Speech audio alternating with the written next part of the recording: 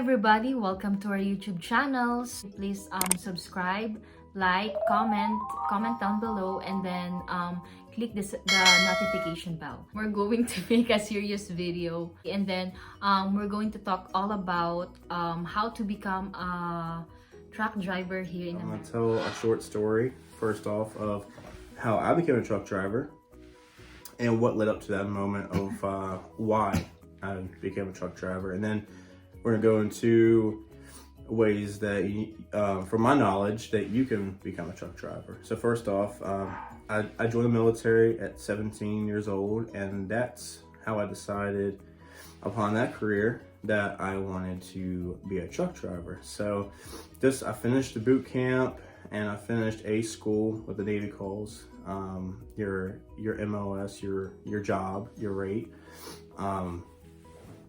And once I finished that, I became an equipment operator. And a lot of people think equipment operator as just construction equipment, but it also includes, the military includes semi-trucks into it and other things. But I did a little bit of everything in A school, 1 week of training of each thing. And I particularly liked the semi-truck for some reason. And I remember I wasn't too good at it at all. I don't think anybody really is when they first start. I really was not good at backing up. I was not good at going forward. I was not good at all. I could barely start the thing without being shown how to do it. And I could not detach a trailer and hook it back up to another one. That was tough. But now I do that every day. Anyways, I got through all that training. And the military puts you into, or at least the Navy and the reserves, puts you into a holding unit until they know what to do with you. And this command specializes in cargo equipment.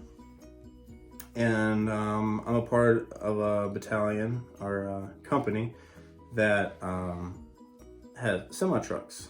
And anyways, I remember telling my stepdad before I wanted to get my license, I worked at a warehouse with my stepdad on my civilian job, our normal job, and he would back in the trailers all the time. He was the manager of the warehouse, and I would ask him, can I back in the trailers? And realistically, he's the one who taught me how to back in the truck, which is the hardest part to do.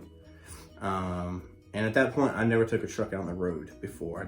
I could just back up to the warehouse dock, and it took several tries to do. By the time I got to my trainer, who was going to teach me how to drive a truck in the military, she complimented me on my backup skills, but she said I needed to work on going forward, which is kind of the opposite of most people. I was a little backwards. I could back up, but going forward was a struggle.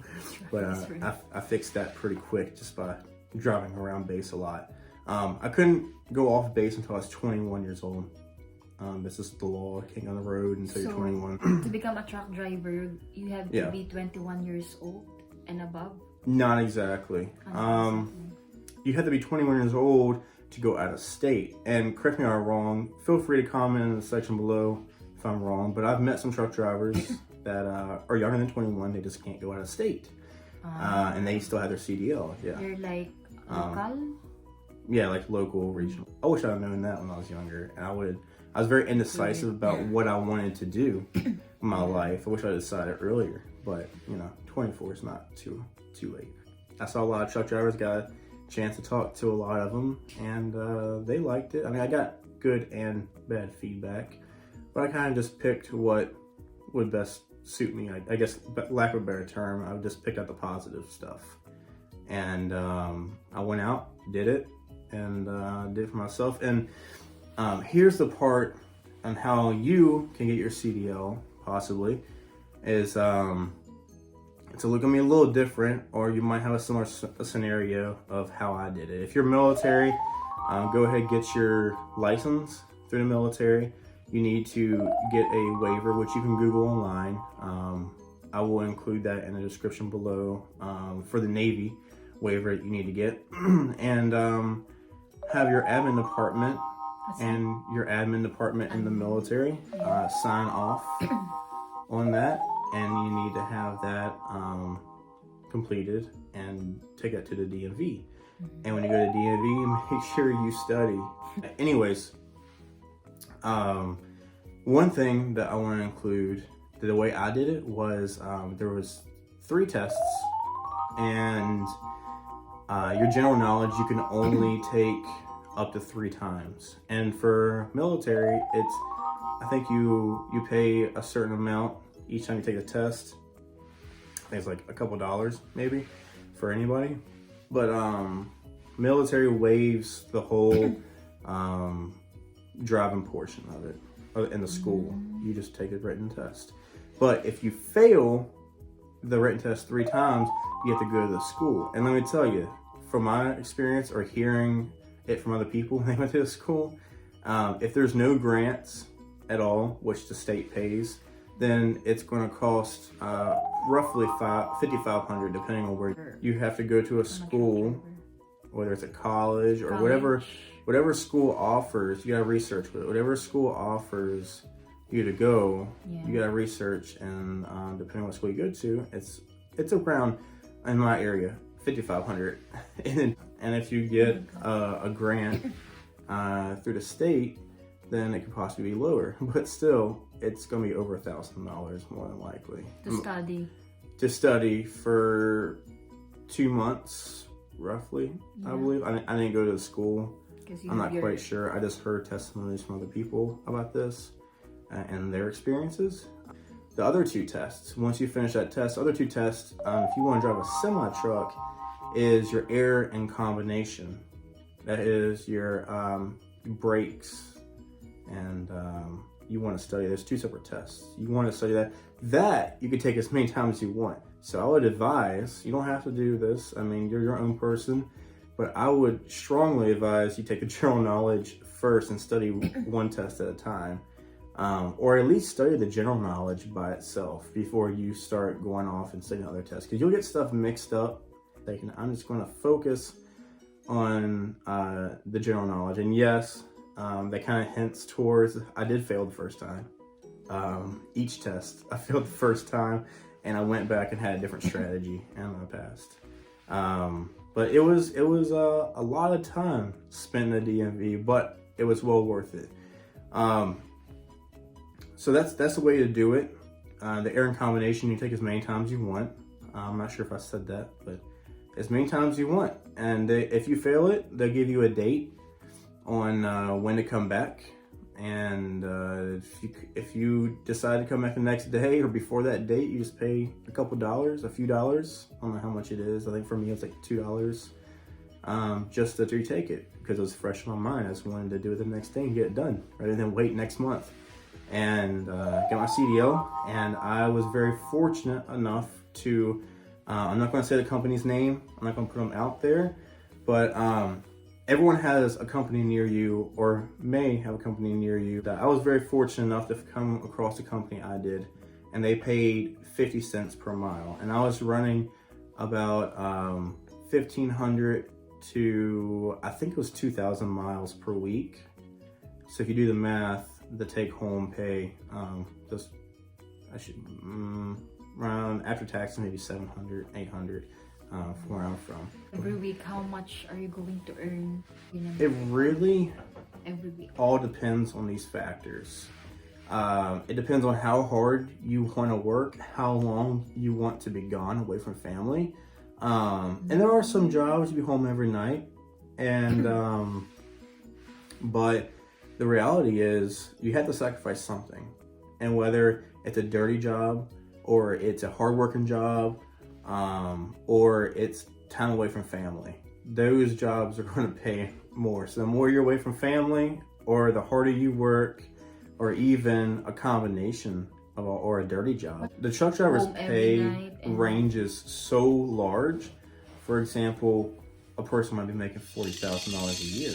40,000 a year? 40,000 per year. Or it really all depends on what company you go with. There are so many companies out there. You really have to do your homework and what state you're from. And the beauty part, or the beautiful part about truck driving, I like a lot, is just because I live in Virginia does not mean that I need to drive for company in Virginia. Yeah, I mean, I'll travel all over America. But a truck driver's pay could go anywhere between $40,000 a year to $200,000 a year. It really all depends on,